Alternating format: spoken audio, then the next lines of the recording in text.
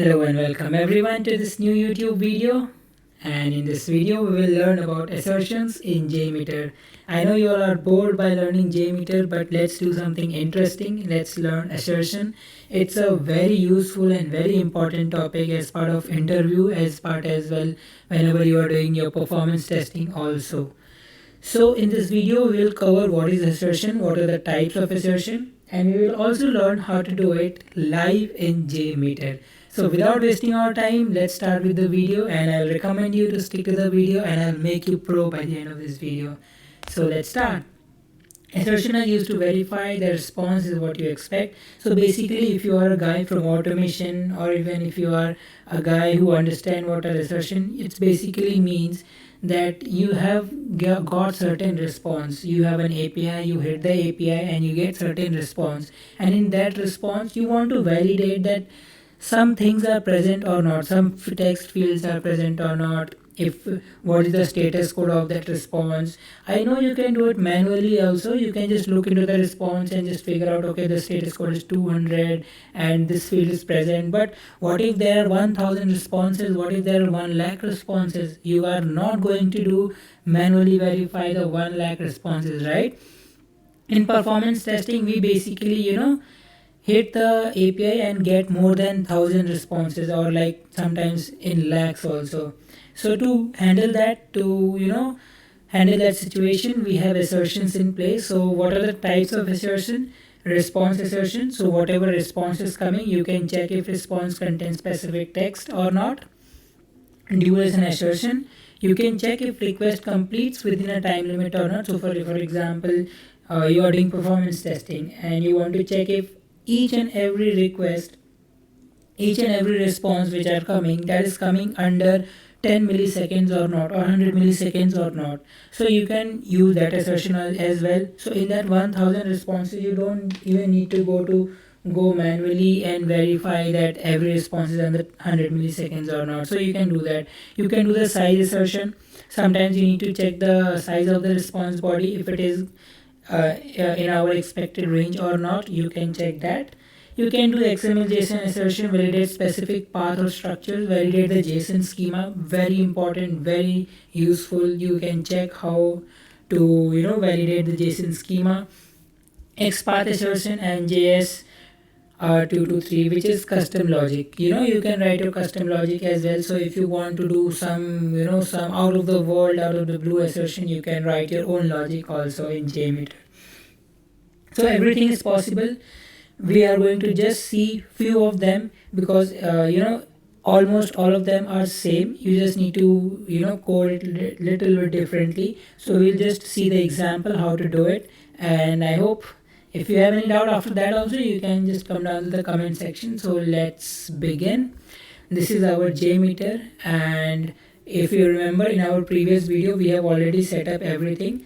This was our request response.in website, this was our path, and this was our body. And in this body, if you remember, we were taking these two values, user and job, from an external CSV file. If not, you can see the video, the previous video of this playlist. Alright, so let's start and let's talk about assertion now. To insert assertion, you need to right click on the thread group. Okay, so basically, why will you insert assertion and where can you check the assertion? So when you go to view result tree, you will get the response over here, right? So whatever response that are coming, you can put that assertion on that. So to do that, you right click on HTTP request and you add assertion, and you can add whatever assertion you want. I told you there are many types of assertion: response assertion, duration assertion, size assertion. So you get so many options: assertion, response assertion, JSON assertion, size assertion, and there are so many which is not even required for now. For now, let's just talk about response assertion. If you want, you can also learn JSON assertion and size assertion along with JSR 223 assertion. These four are the important ones which you might be using in your day-to-day life very frequently. First, let's learn response assertion. So when I click on response assertion, this type of screen will open. And let's learn every field one by one. Okay. So first of all is name. Name, as you know, you can name it whatever you want. I prefer keeping it as response assertion. Comments, if you have any comments, you can write it down for some other users. Next is apply to. Very important. Now, when you are using assertion, where do you want to apply the assertion, right? So basically you got the response. Now in the response, you want to apply the assertion in the entire response, or you want to apply the assertion in a certain part, or you want to apply the assertion in certain image or some other hyperlinks. Depending on that, you can choose the option over here. So let me tell you, when we say main sample only, it means it will only assert the text whatever is there in the response.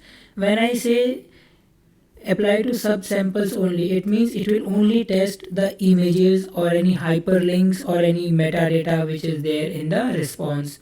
And when I say main sample and subsample, it is very clear with the name that it will apply to the both images as well as URLs as well as the text and each and everything. So these things are useful when you are testing an entire web page, because a web page contains text, images, URLs and whatnot.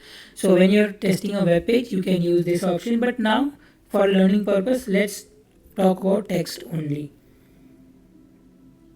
So here you go, main samples only. Now field to test, what do you want to test? The text response. So whatever text is coming in the response, you want to test that. The response code 200, 201, 300, 500, 400, 404, whatever response code is there. So for example, you are hitting the API, okay, and there are 1000 hits on the API, and you want to check that all the 1000 hits give me a success 201 response or not.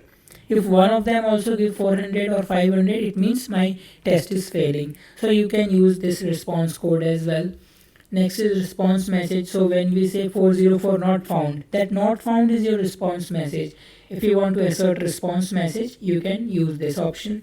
Response header, whatever response is coming, you can check the headers as well. You can assert the header that if it is correct or not. Request headers. So basically this will be used for debugging purpose, because request is already, you know what request you are sending, right? I am here and I know what request I am sending, what headers I am giving in HTTP header manager. But just to debug, you can use this assertion as well. Request header, URL sample, these are all for debugging purpose. Document, it's mostly like text response only. Ignore status and request data. Okay, so for now, let's learn text response and response code. So first of all, let's verify response code. I want to check the API which is giving me result. Give me a response code of 201 or not. Okay. So I will click on response code and I will click on pattern matching rule, contains, matches, equals, substring. So I would want equal, because response code is equal to what? Equal to 201. I want to test whether the response code is equal to 201 or not. So I just keep this and boom, it's done. I go to view result tree and I click on play button and let's see what it is coming. Okay, alright, you see two green responses because the assertion is passed. Let me try failing it and probably then you can have a better idea that assertion are working or not. Let's do that. So our API,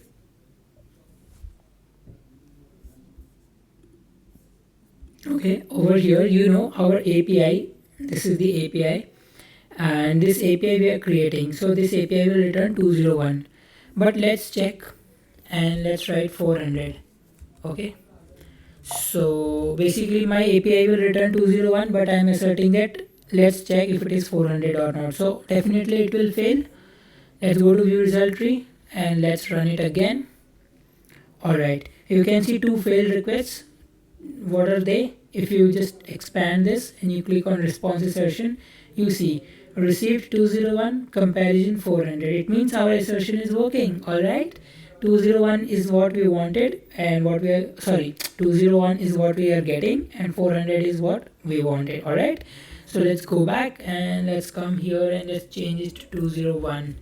And I come here and let's run it again. You see our test is now passing and it's green in color. We are getting the response. we see one more type of response assertion, which is the text response. Okay, so let's add text response as well. So right click on HTTP request. To add a new assertion, you will always need to add a new assertion. All right, you cannot do it on a same assertion.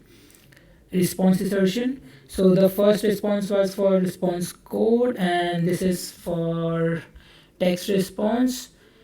Okay, I only want to check main sample and text response, and I want to check contains. What do I check? What does it contain? So if I go to response, you see every response contains an ID. All right, every response contains an ID. So I want to check whether my response contains ID or not. So I come here, and then I click on contains, I click on add, I click on ID. Alright, when I click on ID and I enter, I go to view result tree and I hit play. So now you see these two are last, which are passing. Why it is passing? Because ID is there in the response. Let's try to fail it now. We go to response assertion. Let's try some gibberish value, ASDA something, some gibberish value which is not there in the response. And let's try. Let's go to view result tree and let's hit the play button. Alright, when I hit the play button, you see the responses, the assertions are failing. Why is failing? Let's click on this. You see assertion error false, assertion failure true.